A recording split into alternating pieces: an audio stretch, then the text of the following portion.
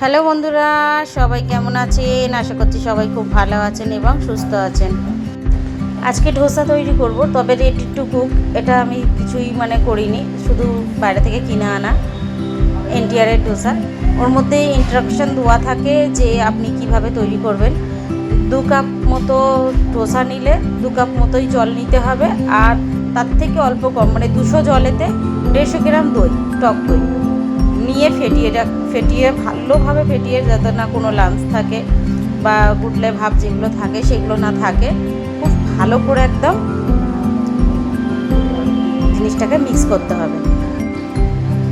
আর একদিকে আমি আলুগুলোকেও ছিলে নিচ্ছি, যে ওর ভেতরে পুরটা তৈরি করার জন্য আলুটাকে সিদ্ধ বসিয়ে দেবো। সেই জন্য আমি ওটাকে গুলতে গুলতে আলুটাকে সিদ্ধ বসিয়ে দিলাম। এতে জাস্ট 2টো সিটি হবে, বন্ধ করে দেবো। দেখতে পাচ্ছেন ব্যাটারটা কত সুন্দর তৈরি হয়ে গেছে। এবারে এটাকে কিন্তু 5 মিনিটের মতো বলেছে, তবে আমার অনুযায়ী আমি দেখলাম যতটা, যে অন্তত 10 মিনিট রাখলে তবে জিনিসটা ভালো হয়। এদিকে প্রেসার কুকারে সিটি হয়ে গিয়েছে 2টো। আমি এবার প্রেসার কুকারটাকে নামিয়ে নিয়ে আলুগুলো সিদ্ধগুলোকে বার করে নেবো, তা না হলে আলুটা একটু অন্যরকম হয়ে যায়।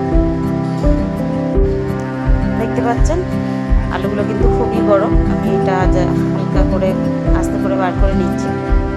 এবার আলুটাকে ম্যাশ করে নেব।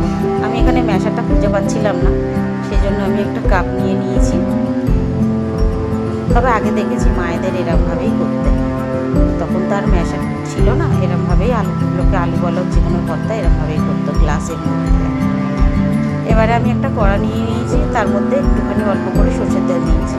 এবারে এখানে আমার মিক্স করা 2 রকমই, কালো সর্ষে সাদা সর্ষে ছিল। আপনারা চাইলে যে কোনো এক ধরনের সর্ষে দিতে পারেন, কালো সর্ষেটাই দেয় অবশ্য। তার মধ্যে কুচিয়ে রাখা পেঁয়াজ ছিল, সেটাকেও দিয়ে দিয়েছি। দিয়ে এটাকে হালকা কালারটা চেঞ্জ হওয়া পর্যন্ত অপেক্ষা করবো বা ভাজবো। কালারটা হালকা চেঞ্জ হয়ে এসছে। ওর মধ্যে আমি 1 চামচের মতো হলুদ গুঁড়ো দেবো, আরও একটুখানি নাড়বো। এরপরে 1 চামচের মতো লবণ দেব। তারপরে ম্যাশ করে রাখা আলুগুলোকেও দিয়ে দেব। দিয়ে সব একসঙ্গে ভালোভাবে ভাজা ভাজা করে নেব।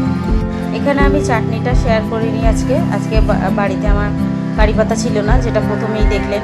আমি আলুর মধ্যেও কারি পাতা দিতে পারিনি, বাড়িতে কারি পাতা ছিল না, গাছটা আমার কেটে দিয়েছে, সেই জন্য দেয়া হয়নি।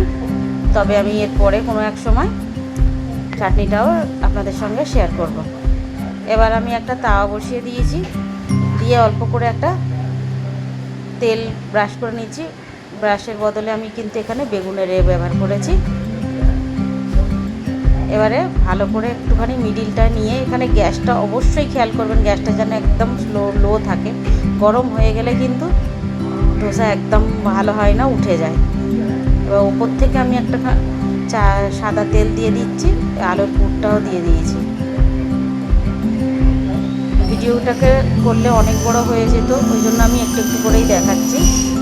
আরও একটা দিয়ে দিলাম, দিয়ে বেশ খেলিয়ে, যেরকমভাবে আর কি সব দিকে গোল গোল করে চামচটাকে ঘোরাতে হবে।